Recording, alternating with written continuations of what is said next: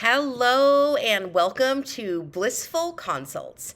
My name is Dr. Cammy and I will be reading some questions sent in over the course of this month from my followers and friends about navigating mental health and wellness. So let's start out with question number 1. I've been seeing my therapist for almost 8 months now. I really like her a ton. I just feel like we totally get each other. At the beginning, every session felt like huge epiphanies. But lately, it feels like we're making small talk more than those big leaps from the beginning. Does every therapy session need to be transformative to be worth it? I am so excited that this question is coming in. This is not a question that clients normally feel comfortable asking because, in a way, a client might feel like it's asking the therapist, is it worth just making small talk with you for an hour? I'm paying you out of pocket, or I'm paying you through my insurance. I'm paying a copay. I want this to be worth it. I want every session to be fireworks. Here's the thing. I would encourage you to judge the benefits of therapy over the course of the relationship rather than session by session. So a relationship with a therapist is just like any other relationship that you have. It ebbs and flows similarly to a wave. So you might have really high sessions where you're just pinging back and forth, you're having these epiphanies, you're feeling really excited about your growth and development, you're learning about things about yourself that you hadn't even considered before. There might also be other times with a therapist where you feel sort of disconnected, or you don't really feel like you're vibing, or you don't feel like you're being fully understood. And then there are those times in the middle where it just feels like you're connecting. You might be catching up on current events, how things in the world are landing with you, updates about your job, just kind of more of a check-in. So here's what I would say about those meetings that are more of a check-in. So check-in meetings serve a very important component of therapy, and that is continued relationship building.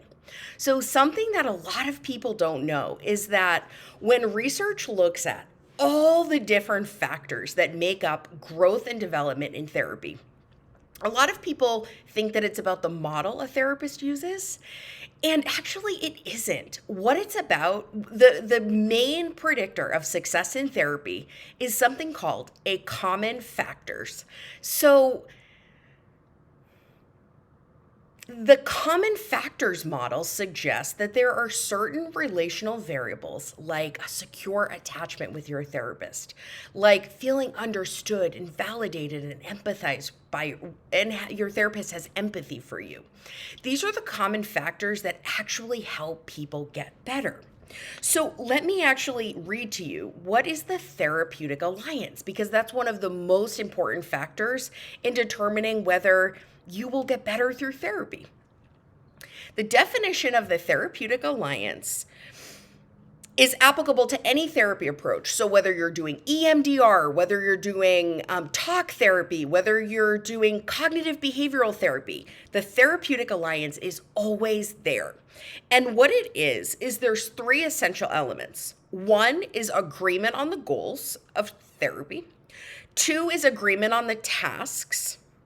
And 3 is the development of a personal bond made up of reciprocal positive feelings.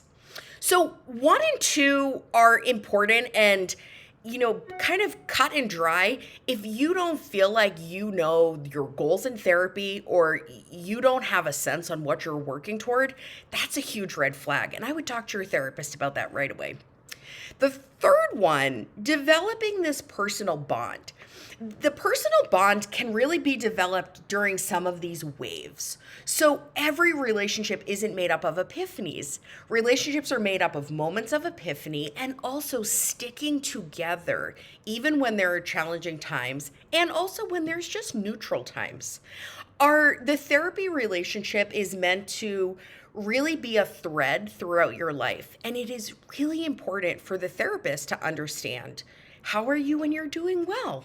How are you when you're not doing great? How are you when you're on top of the world and meeting all your goals? those are the moments when we can really develop some resilience and develop some skills to prepare for future setbacks when things are going well. I also want to really highlight the importance of you believing and your therapist exhibiting a really deep sense of care for you and your wellness. Yes, therapists have to have some degree of boundaries with clients, obviously. We have to have boundaries with everybody. All of us have to have boundaries with everybody in different ways. And so, yes, your therapist needs to have some boundaries, but I also think, you should believe that if you canceled your therapy session at the last minute, your therapist would be bummed out that you weren't there. That if you got fired from your job, your therapist would feel pain on your behalf because that's really hard. That if you meet the love of your life or you have an amazing vacation, your therapist would feel excited for you, and that would be real and genuine. That's the reciprocity of the Therapeutic Alliance that's really important. And if you're not feeling that from your therapist, maybe it's a good idea to check in with them. I know that I've had clients who haven't been able to make an appointment and they've said, "Oh, did you even care? Like, did you just like having the free hour to catch up on other things?" And yes, sometimes I'll say to them, "Yes, I had paperwork and I catched up on it, but I missed you. I wanted to see you." And that demonstrates that, yeah, this relationship is bidirectional. You care about me and I also care about you. And even just sometimes that attachment that we have, for so many of us, that was absent throughout our lives. We didn't have that attachment with parents or loving adult caregivers or teachers.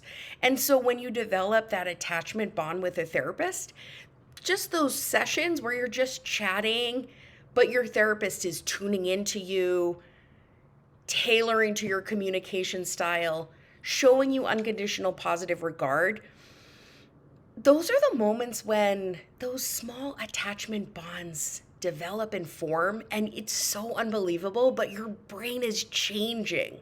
When you talk to someone and you believe they deeply care about you, and they're validating you, and they're asking questions, and they're curious about you, that changes your brain. And trauma begins to heal in those very small moments. So I hope that that was helpful. I would say always be in extra communication with your therapist. Anything that you're thinking, it's fair game in therapy. That's what we're paid for. We are paid to show up for you with our heart and our spirit and our mind, and to help you figure out these strange inner feelings and sensations and experiences that we might sometimes not feel comfortable sharing with others.